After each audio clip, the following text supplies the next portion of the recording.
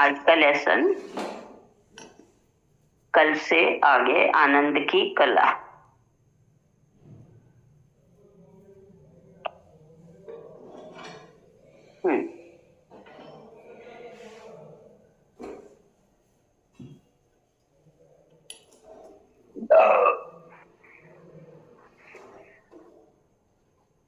एक मिनट।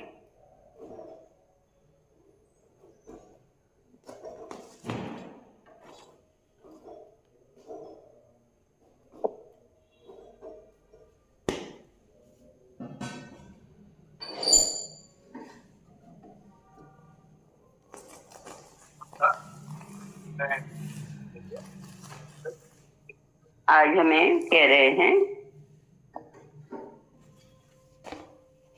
एक ऐसा आदमी था, उसके बाबत हमने सुना कि उसने किसी की हत्या कर दी, उसे फांसी की सजा हो गई।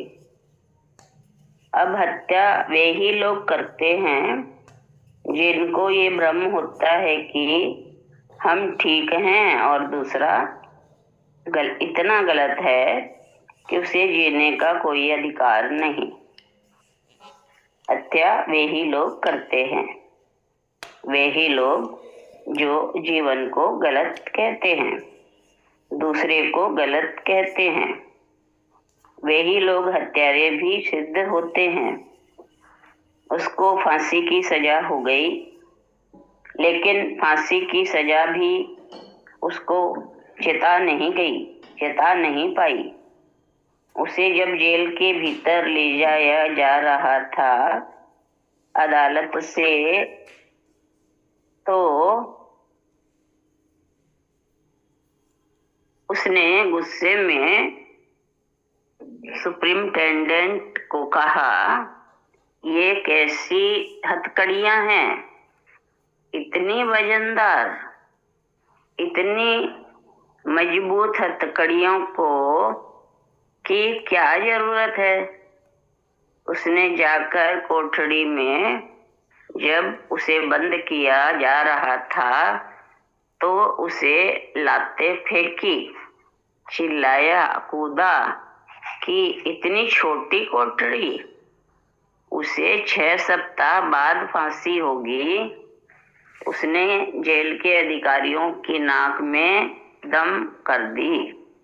वे रोज प्रार्थना करने लगे कि 6 सप्ताह जल्दी बीत जाएं। वो आदमी हर चीज में रोटी फेंक देता, पानी को लात मार देता, बिस्तर तो उठाकर उसने नीचे फेंक दिया कि कैसा बिस्तर है।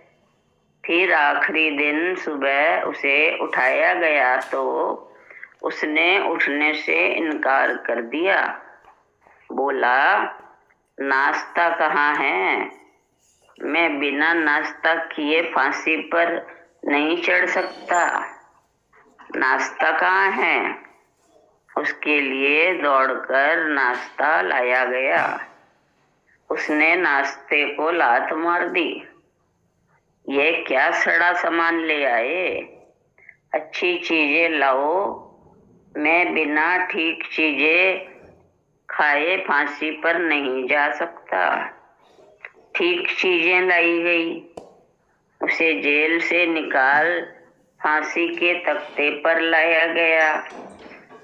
वह जब सीढ़ियां चढ़ने लगा तो उसने कहा, सीढ़ियां हिलती हैं, इससे अगर कोई गिर जाए तो उसकी जान निकल जाए।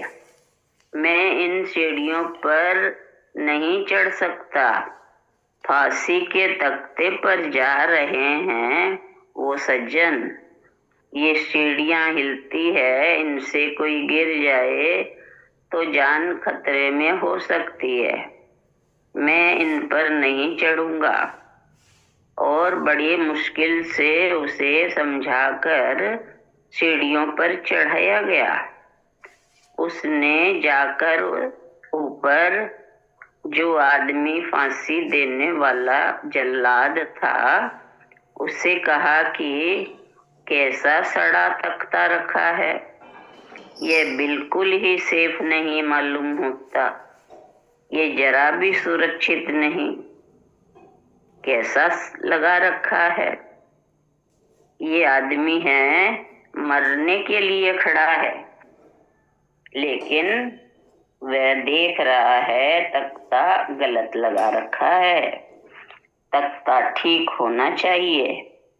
ये आदमी उन आदमियों की श्रृंखला में है जो सारी चीजों को, सारे दोषों को जीवन भर मृत्यु के क्षण तक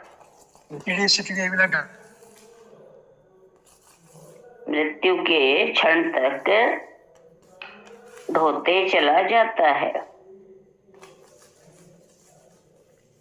थोपते चला जाता है बाहर बाहर, जो एक बार भी नहीं पूछते अपने से कि कहीं मैं गलत तो नहीं हूँ। एक बार भी जिनके मन में प्रश्न नहीं उठता कहीं मैं भूल में तो नहीं, मैं उस आदमी को धार्मिक कहता हूँ।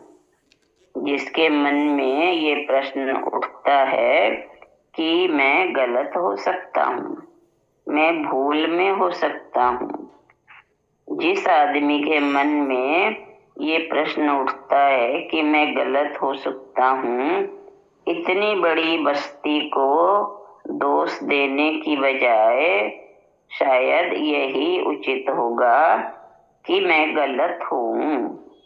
इतने बड़े जीवन की निंदा करने की बजाय यही कहीं ज्यादा आसान मालूम होगा कि मैं गलत हूँ।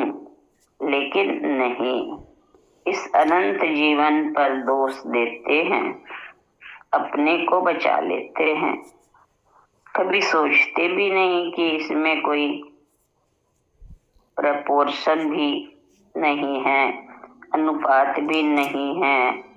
इतना अनंत जीवन चल रहा है, अनंत से अनंत तक चलता रहेगा, और यह जो इतना चलता है निश्चित ही परमात्मा की स्वीकृति होगी इसके पीछे, अन्यथा ये चलेगा ही कैसे।